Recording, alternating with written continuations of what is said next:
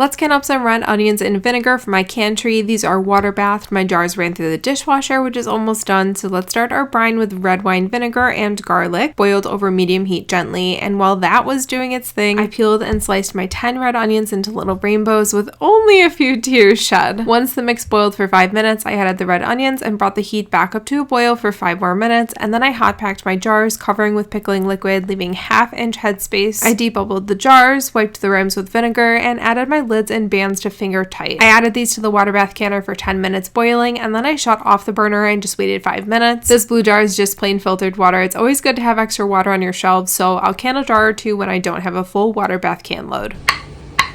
I let the jars cool and seal for 24 hours. I check the seals a few different ways. I tap each lid, and you can tell based on the sound. And then I pick up each jar just by the lid after removing the band. The seals should be strong enough to hold the weight of the jar. And then I wash the outside of the jars, taking special care to wash around the rim. It should also not pop up with just wiping the rims down. I also check every time I open a jar, make sure the button is still down, and then it has a whoosh sealing sound when opening. And then the typical smell and taste test. I'm comfortable with what I've canned so far being safe, and when in doubt, I just open the lid if I don't think it's sealed all the way. I put it in the fridge and eat within a couple days or in the freezer for a couple months. Follow along as I can one thing a week to build up my canned.